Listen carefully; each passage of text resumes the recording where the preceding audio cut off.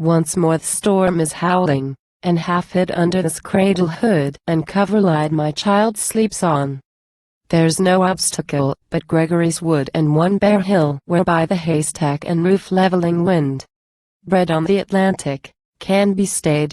And for an hour I have walked and prayed because of the great gloom that is in my mind.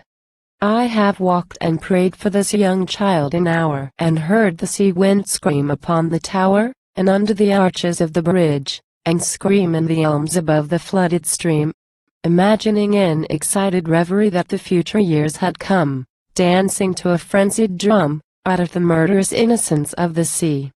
May she be granted beauty, and yet not beauty to make a stranger's eye distraught, or hers before a looking-glass, for such, being made beautiful overmuch, consider beauty a sufficient end, lose natural kindness and maybe the heart-revealing intimacy that chooses right, and never find a friend. Helen being chosen found life flat and dull and later had much trouble from a fool, while that great queen, that rose out of the spray, being fatherless could have her way yet chose a bandy-legged smith for man. It's certain that fine women eat a crazy salad with their meat whereby the horn of plenty is undone. In courtesy I'd have her chiefly learned. Hearts are not had as a gift but hearts are earned by those that are not entirely beautiful. Yet many, that have played the fool for beauty's very self, has charm made whisk.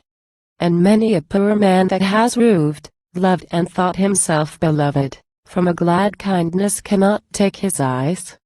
May she become a flourishing hidden tree that all her thoughts may like the linnet be, and have no business but dispensing round their magnanimities of sound, nor but in merriment begin a chase, nor but in merriment a quarrel. Oh, may she live like some green laurel rooted in one dear perpetual place. My mind, because the minds that I have loved, the sort of beauty that I have approved, prosper but little, has dried up of late, yet knows that to be choked with hate may well be of all evil chances chief. If there's no hatred in a mind, the assault and battery of the wind can never tear the linnet from the leaf. An intellectual hatred is the worst, so let her think opinions are accursed. Have I not seen the loveliest woman born out of the mouth of plenty's horn, because of her opinionated mind barter that horn and every good by quiet natures understood for an old bellows full of angry wind?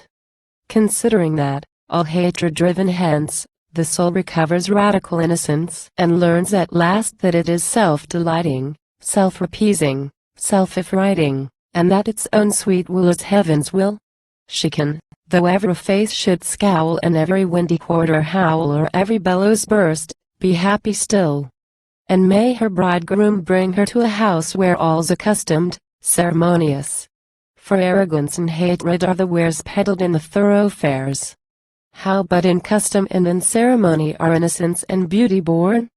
Ceremony's a name for the rich horn, and custom for the spreading laurel tree.